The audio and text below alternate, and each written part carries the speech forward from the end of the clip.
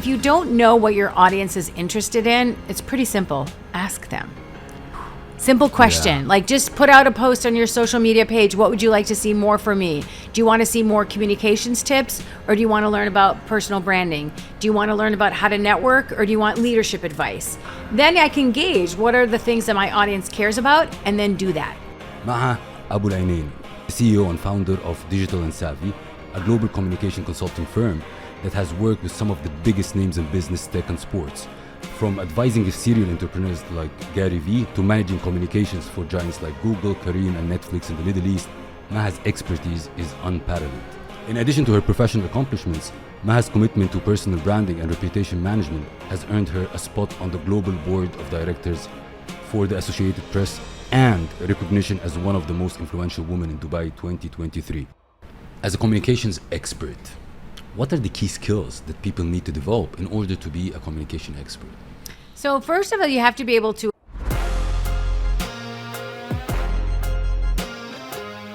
Welcome back, Alpha Squad, to a new inspiring episode of the Alpha Talks Show, the #1 fastest growing show in the region. Today, we have a very special Alpha guest joining us. She's a powerhouse in the world of communications and entrepreneurship, with over 3 decades of experience transforming the way brands and individuals tell their stories. Maha Abouelenein is the CEO and founder of Digital and Savvy, a global communication consulting firm that has worked with some of the biggest names in business, tech, and sports.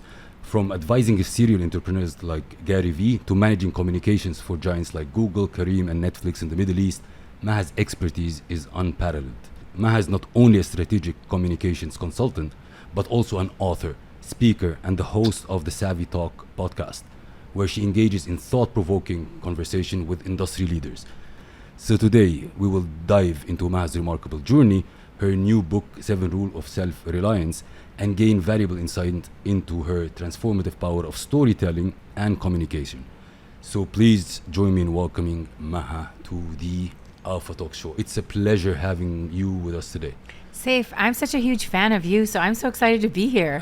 I told you before the show, it's been years I'm trying to get in touch with Maha, and by God's will, I have to say by God's will, it happens out of a coincidence. Yeah, we reached out to you. We're like, wait, we love Safe. How do we get on his show? Really happy to have you with us today. I'm a big fan. I appreciate it. Same here. Really same here.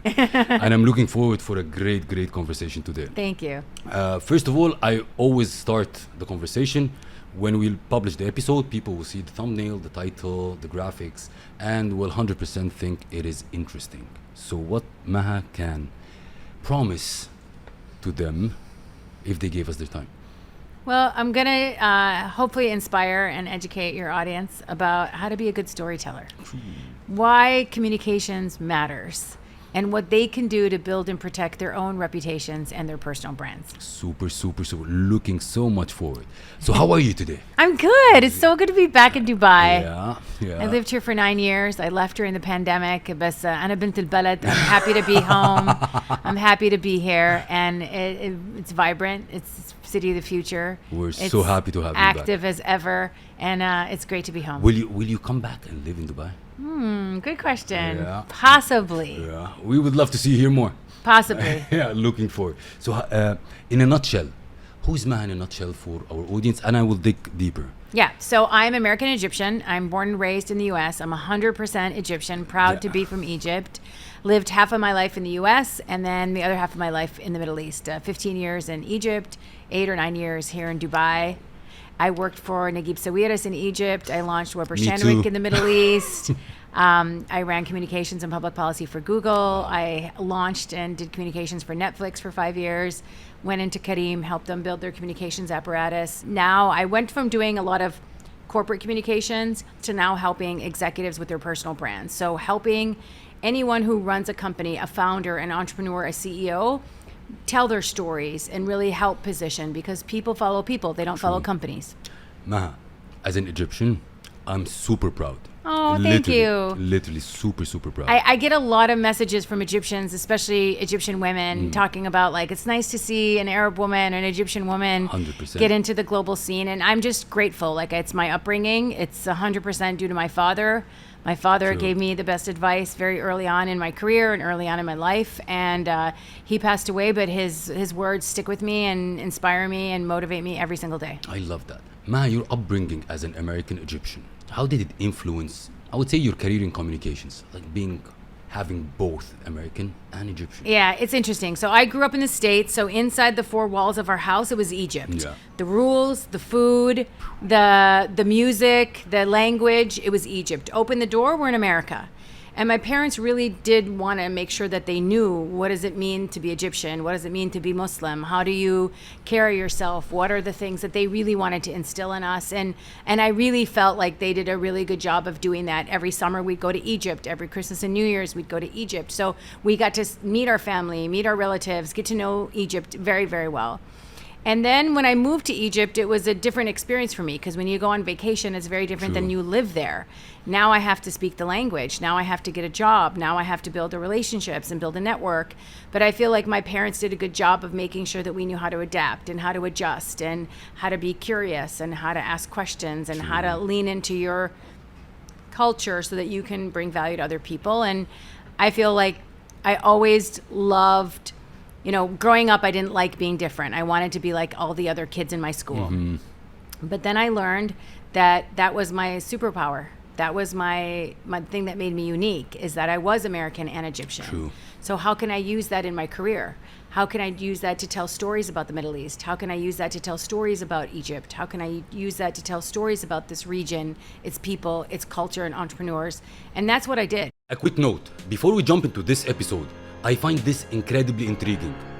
On the back end of our YouTube channel, it says around 75% of you who watch this channel frequently over the lifetime of this channel haven't yet hit the subscribe button. I just wanted to ask you for a favor. It helps this channel so much if you choose to just subscribe. It helps us invite guests that give you great value. It helps us scale the production and as well makes this show bigger and bigger for you. So if I will ask you just one favor, and if you enjoyed the previous episodes and you're currently enjoying this episode, could you please hit the subscribe button? I love your support. It's incredible to see all your comments and engagement, and we are just starting. I can't wait to go on this journey with you. Thank you so much, and I will repay this gesture by making sure that everything we do on this show makes it bigger, and better. I'm committed to do this promise. Do we have a deal? Thank you so much for subscribing. It means the world to me. How this love to the region came to you? Really, I believe as an American living in America, but you still have the love. Because I didn't like how Arabs and Muslims were portrayed in the U.S. And so I'm like, I can do something about that. I can help tell a story. I can help share what it's like to live in Egypt. I can help share what it's like to go on a business trip to Dubai. I can help people see the region for what it really is. Young culture, a lot of agility, a lot of speed, a lot of entrepreneurship, a lot of innovation, digitally savvy, a consumer market that's 114 million in Egypt, Dubai, city of the future, Saudi is going to be the up-and-coming country that people are going to pay attention to. So I feel like there's a lot of opportunity here. And if I have a way of telling good stories and communicating, I should use my voice to help people understand. More people probably know about Egypt and Dubai because of what I post and what I do, then they wouldn't have gone on that trip with 100%. me. But what inspired you then to go through this journey, being like journalism in general and storytelling? What inspired I was young, and I watched a lot of, like, my parents used to watch the evening news every night, and I used to see Dan Rather, CBS News, reporting live from XYZ. I'm like, one day I'm going to be at the pyramids reporting live from Cairo. Ooh, you had this dream? I had this dream when I was a little kid. Wow. And then when I was in college, I interned at a news station. And so it was the first time I had the pulse of what happens in the newsroom. So you're in a newsroom, and information comes in over the wire. We have to work on packaging that story. Like, we know it first before the public knows it. We have to put it in some kind of a story, and then we broadcast it to the world. That moment between the information coming into the newsroom and us pushing it to the public was thrilling for me. Wow. And that's like where you have to think of a narrative. You have to think of a story. You have to think of what's the right way to tell the story. What's the appropriate way to say it? What's the image? What's the video? That's where I got hooked. Ooh. And that's where I knew I wanted to be in communications. So if we're talking about this storytelling thing, what are your tips for storytelling for people? Because, you know, like nowadays in social media, everybody's trying to tell a story. I would say 90% they're telling the story in the wrong way. What is the key elements of a good story? I think first is know your audience. Like, who are you trying to talk to? What are you trying to, share with them? So one is know your audience. Two is bring value. Bring valuable content to your audience. That way they can stick with you. They can grow with you. So making sure you're thinking about what does your audience want? What do they need? And then third, if you don't know what your audience is interested in, it's pretty simple. Ask them. Simple question. Like, just put out a post on your social media page. What would you like to see more from me? Do you want to see more communications tips, or do you want to learn about personal branding? Do you want to learn about how to network, or do you want leadership advice? Then I can gauge what are the things that my audience cares about, and then do that. Consistently. Yeah, consistently. That's the key. 100%. You can't build it once a week. You have to do it every day. Single day. It's just for like a long period. eating well and moving more. Like, those are the things that make you healthy. You can't just eat one healthy meal once a week and want to be fit. You have to do it every day. It's the small things become the big things. True. In 2004, I believe, right? You start your entrepreneurship. My own company. Of course. Tell us about this, because you kind of worked in corporate. Yeah. And then you decided I'm going to do it on my own. Why this transition? It was really a personal decision. I wanted to be able to control what I worked on every day. I'm not an entrepreneur. I don't know how to run a company. I don't know anything about legal or HR or labor laws or accounting or finance. It was such a nightmare. I didn't know anything about any of those things. But I knew about communications. I knew about strategy. I knew about how to talk to clients. I knew about business development. I knew about sales. And so I'm like, if I can have a company where I can control the types of projects I can work on, and I can write the kind of experience I want to get or attract it to myself, then that would be better for me as an employee, as an entrepreneur into the market. And then I had to figure out the best way to get the right people to fill in the gaps of the things I didn't know. Like, I'm not good at accounting. I'm not good at finance. I need to hire somebody who's good at that. I need someone to understand people operations and labor laws. So, like, you have to have a high level of self-awareness of, this is what I'm good at, and these are all the things I'm not good at. So you need to go hire someone to help you with those pieces.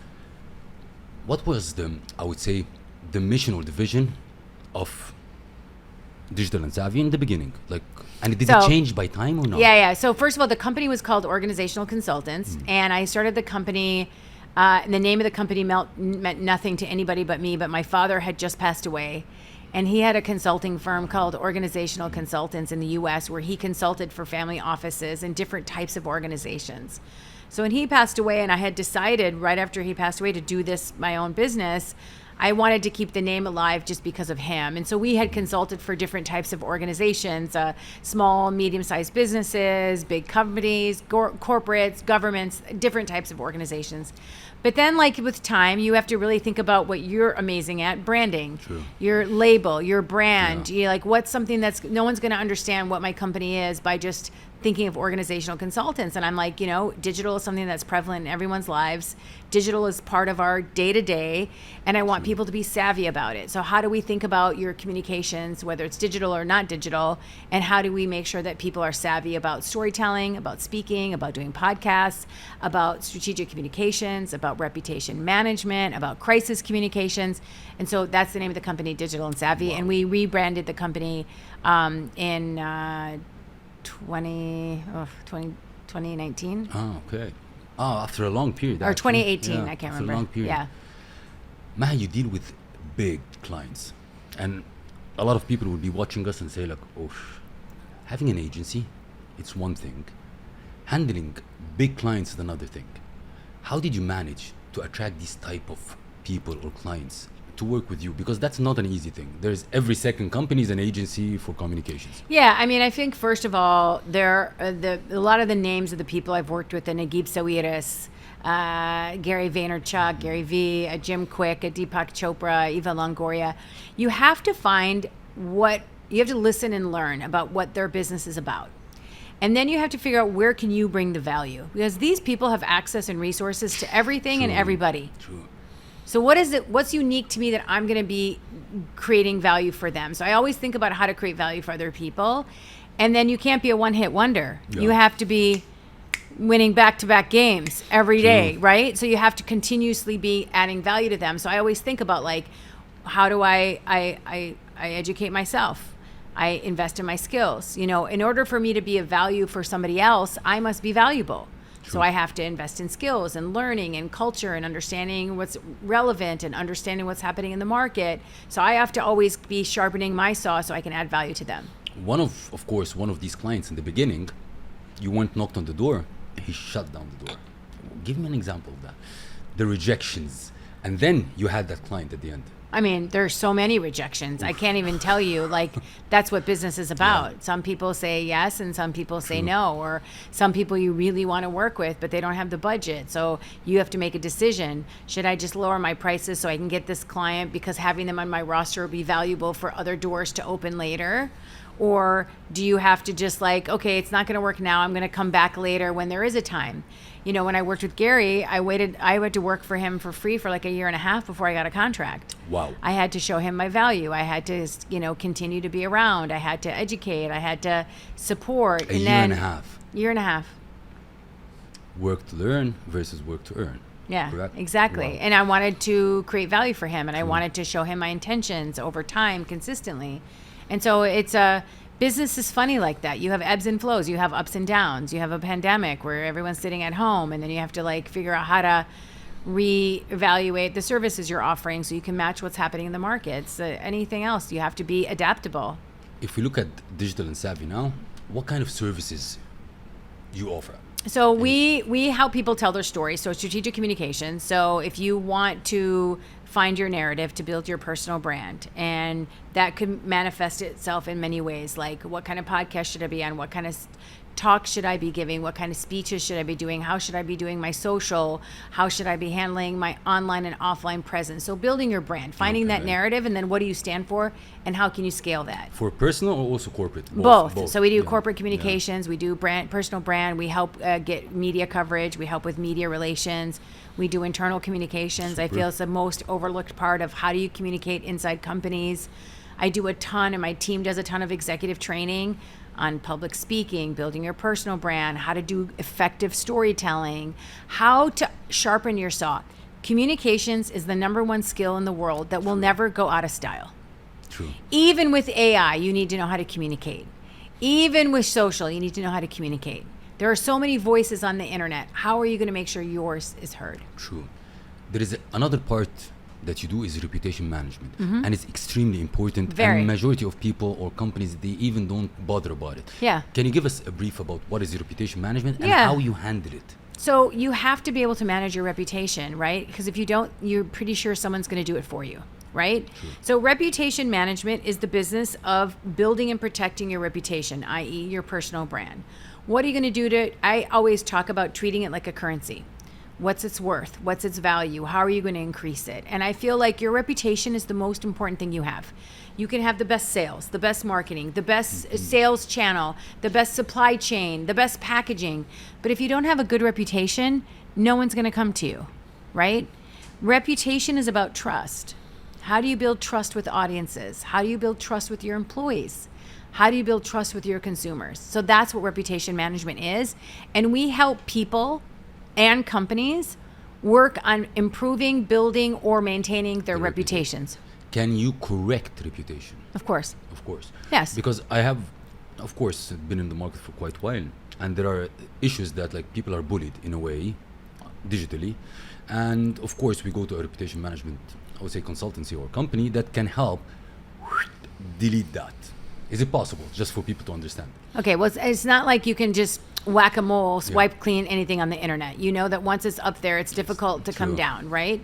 But what you can do is, you know, with cancel culture, if you make a mistake, you could be canceled. True. So you need to figure out the best way to handle it. Should you disappear for a while and take a pause back so you're not touching the fire while it's hot, right? True. Should you get out quickly and respond and say, I'm sorry, and show empathy and apologize genuinely?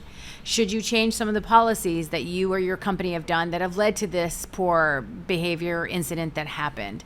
The problem with reputation management and a cancel culture is the longer you wait in responding, the bigger the vacuum that happens that leads to misinformation, disinformation, rumors. So you do want to quickly respond to something, but don't overreact in an emotional way.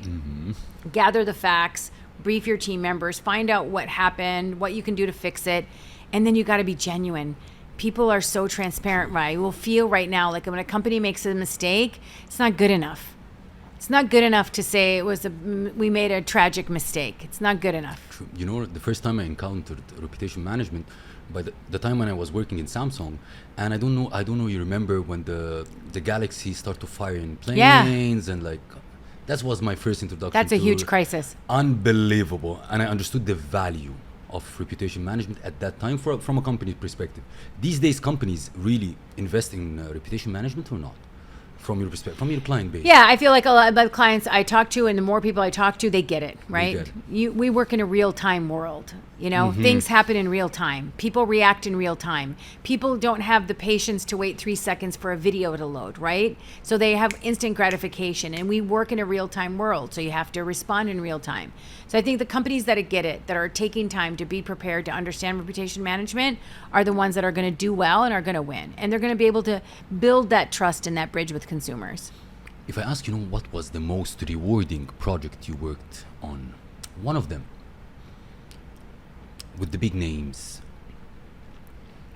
I mean, there's so much work that I'm proud of that my team did, and things that we work on, launching books for clients, working on big projects. I can't really, now that you're putting me on the spot. Launching books is a disaster, guys. It's an absolute it's a nightmare. Disaster. Just for the record. Launching a book is difficult. Yeah. Writing a book is easy. True. Selling a book is a ground game. 100%. Book by book, copy by copy. Yeah, so you know the process. I'm trying to think of one project that you could I can point to, but I can't think of it off the top of my head. Yeah. Okay. Can you remember any kind of projects that created an impact with Gary Vee? I mean, you'd have to ask Gary what made impact for him, but I think one of the things we love to work on for him is when he goes to the Super Bowl. So Gary has an advertising agency. One of the biggest moments in advertising world is the Super Bowl ad. It's the most coveted advertising that everybody's watching the game. It's a captive audience of people. So when we take Gary to the Super Bowl, me and my team, we organize him to go talk about the importance of ads, some of the big creative, which ads were hot, which ads were not. And so that's the kind of fun project where we go into this year we were in Las Vegas, last year we were in Arizona, the year before we were in LA, before that Miami. Going to the Super Bowl is A, fun because I'm a huge sports fan, and B, it's a great vibe to be around because it's the intersection of culture, entertainment, sports, brand, and marketing, and everybody's there, and it's just an incredible opportunity. And I feel like we do some good work for Gary that I'm really proud of every year for the Super Bowl. I love it, actually. Ma, when you worked with Google, you were as a Google employee or? I was a full-time employee. Tell me about this. Being in corporate with such big corporations, not a joke, blue chips. So, and then to become an entrepreneur. I don't want to say this journey was valuable or not, because we live in an era where people say forget about corporate, just be an entrepreneur. Yeah. But having the background and the experience in corporate in such blue chips, I believe personally it adds a lot of value. It was an incredible experience. So I accepted the job at Google the day the Arab Spring erupted in Egypt.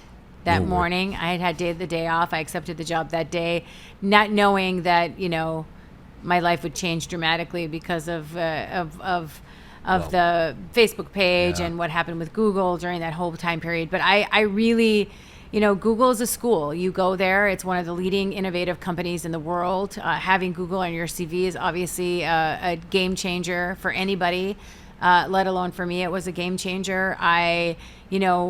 Because of what happened in the Arab Spring, it was an interesting time in the history where entrepreneurialism was just unleashed. Everyone became an entrepreneur right after the Arab Spring. The internet became a catalyst for change in a very good way. And so it was a really exciting time. A lot of companies launching. Google launched a ton of products in Arabic. We did Street View with Sheikh Mohammed. We launched a lot of stuff here in the Middle East. YouTube got launched across the Middle East, youtube.eg, .ae, .sa. So that was a huge change that we catapulted to the front of the line during the Arab Spring era. 2011, 2012. So yeah, I mean, working for Google is the ultimate. It is the company that everyone admires, and the company everyone wants to work for. It was, difficult hours, I'll be honest with you, because you work in your normal 9 to 6, 9 to 7 here, but then the UK and the US would wake up, so then you would have to work time zones, and headquarters is in California. But as an entrepreneur, I think you don't stop as well. Yeah, I mean, I got exhausted working there, but I loved every minute of it. And I'm very close to some of the people that I forged relationships with working there, and friendships for life. Truly, truly, truly respect and admire that company and everyone that works there. As a communications expert, what are the key skills that people need to develop in order to be a communication expert? So first of all, you have to be able to articulate your ideas. If you like to write, can you improve your writing, copywriting, writing in general? If you like to talk, do you like to do a podcast? Like, how do you improve your communication skills? And if you like to do video, like that's another way for people to communicate. I feel like being good at communications is not that hard if you seek knowledge and you're curious. So listen to a lot of podcasts, read a lot of books. Everything's on YouTube, and guess what? It's free. True. True. So I'm like, I also learn from other people. Like, I learn from others. Like, I spend time with other executives. I'll spend time, hopefully we're going to be friends now, and I'm going to learn from you, and I'm going to continue to listen to your podcast and get insight from the things that you did when you were at Samsung and when you were working in Egypt and your transition here. Like, there's so much to learn from people out there. There's abundance of information. Take advantage of it. Why wouldn't you? I love it, because a lot of people think that by their experience they already becomes expert. Yeah. But we always say, keep your as a baby baby brain, always willing to learn. Yeah, you have That's to the be a key of sponge. success. Yeah, I mean, look at we're gonna live a lot longer than people used to live. True. Right? With the advancements in science and medicine, so we have to stay agile, keep learning, be hungry. You're going to work longer. You're not going to retire when the age you thought you were going to retire. Absolutely. You're going to be excited by new things. You're going to be stimulated by new ideas, new technologies. What excites you, man? I mean, so much excites me. I love sports. I love entertainment. I get excited about where AI is going. I get excited about this book, about how do I help other people communicate better. I get excited about speaking. I get excited about the engagements through my social media. I get excited about being on podcasts, so much. And I'm an avid reader. I read a ton of books. I actually like to physically hold the book and to absorb content and learn from other people. Please read my book and tell me your feedback. It's my story. I can't wait to read it. Personal branding. Yes. It's a big thing these days. And everybody, number one, wants to build their personal brand. Yep. Or everybody think that he's a personal brand guru and try to coach people. No, but everybody should build their personal brand. Yeah. Okay. So your personal brand is another word for the word reputation. You should care about your reputation, because if you don't, you can guarantee someone else is spreading it for you or building it for you. So why don't you do it yourself? So I think that's the first thing. I think secondly, personal brand is not about making you a social media influencer or what you do on social. It's also what you do offline. How do you treat your employees? How do you treat your team members? How do you work with colleagues? How do you work with suppliers, vendors, partners? Your personal brand is how you operate in general, in front of the camera and behind the camera. Sure. And so you have to think about that. How do I want to build my business? I have to have good relationships. It means I have to reciprocate for other people. I don't need to be self-serving. Your network is not there to serve you. Mm-hmm. You are there to serve and nurture your network. Otherwise, you won't have a network. True. I loved how you said online and offline, because a lot of people focus on the online and they ignore the offline. Yeah, 100%. But offline counts a lot. Yeah. Maha. Yes. The book. 7 Rules of Self-Reliance. Everything that started with me to become better in what I do in my life when I relied really on myself, took responsibility. So even by the title of the book, I'm so intrigued to read it because I'm sure there are a lot of value in it. And I want you to take us through the book, why you created or why you wrote this book, and give us a sneak peek what's happening inside. Okay, so first of all, I've wanted to write a book for like 10 years. And I initially was like for a long time debating, is it a memoir? Is it a business book? Is it a leadership book? What's it going to be about? So I feel like it took me almost a year when I actually decided I'm going to do it and stop talking about it to figure out what the book will be about. So kind of pondering the thoughts, the ideas, and I tried to think of what are some things that have been consistent in my career, because it's not a communications book. It's not a motivational book. It's not a memoir. It is a book that's going to inspire and educate you. It'll also it includes my personal story, of course, because you need to have the context of who I am and what did I do. And the book is about self-reliance, which is a new concept. Self-reliance does not mean how to be independent. It's about being resourceful. How do you rely on yourself for the things that you want to create in your life? How do you build your personal brand? How do you actually network? How do you network through social media? How do you network in real life? Well, how do I go into a party and walk out with all the numbers of everybody in the room, right? So how to build your personal brand, how to network, how to create value for other people.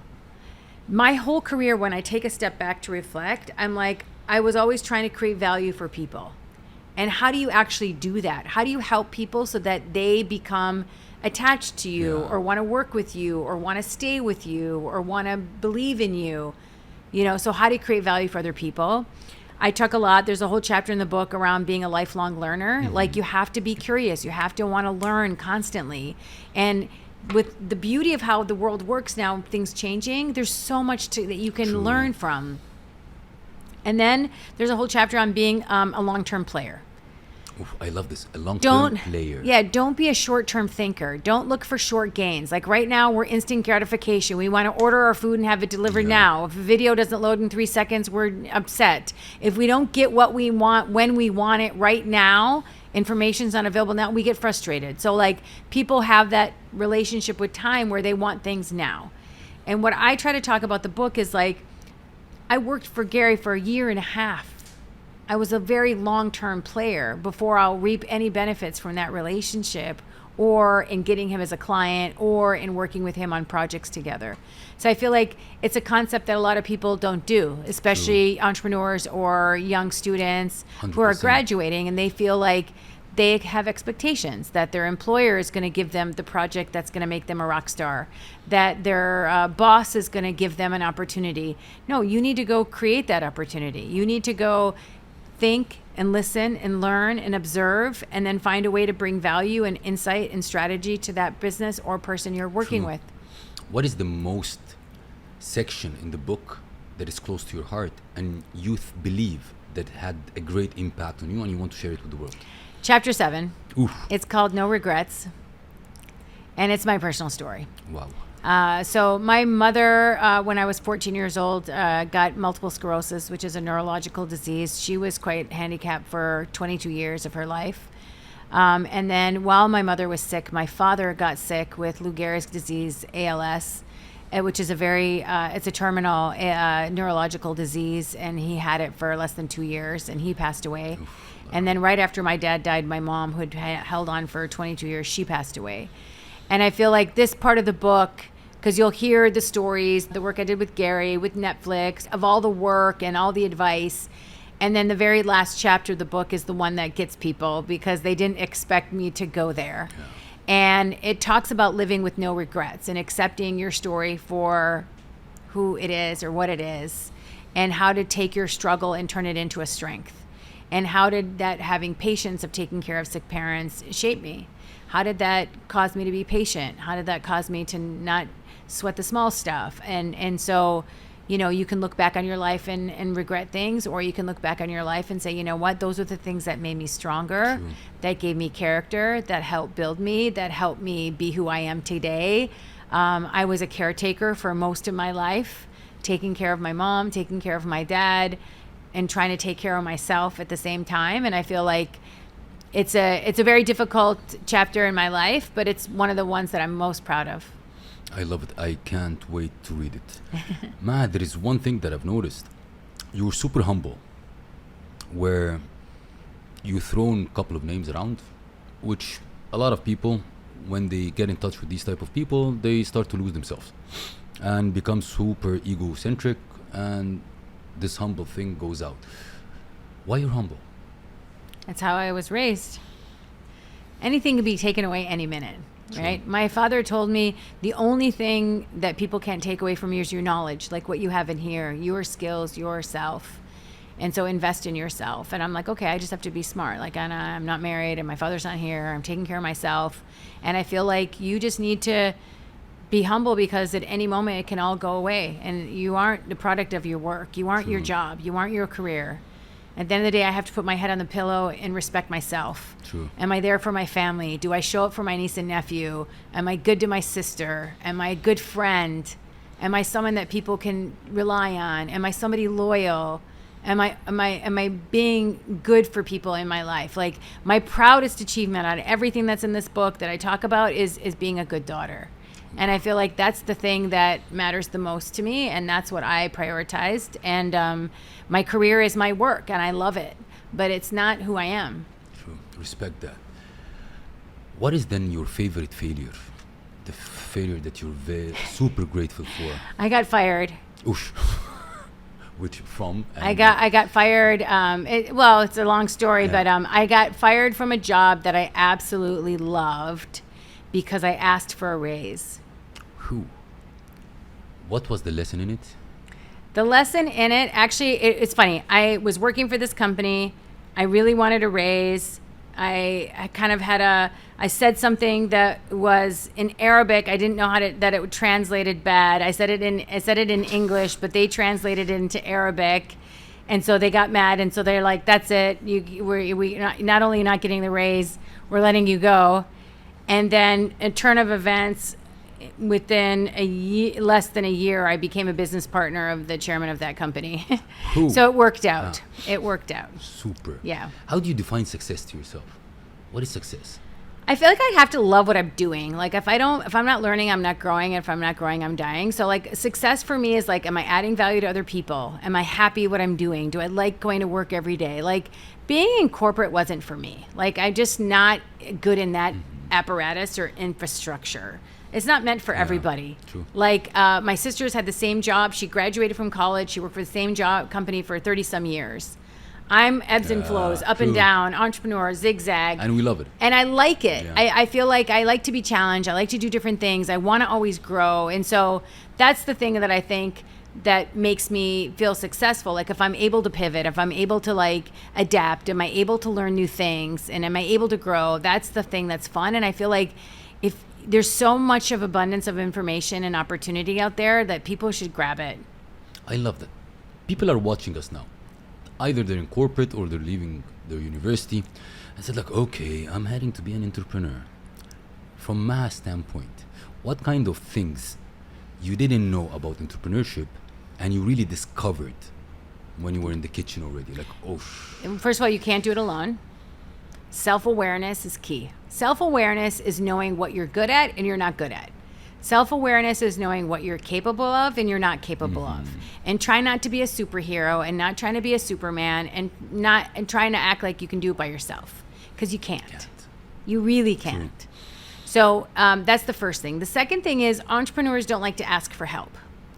You need to ask for help. Ask for help and advice from other people who have done it before you, because you can learn a lot and save a lot of time and a lot of money. The third thing as an entrepreneur that I learned the hard way is, don't hire too fast.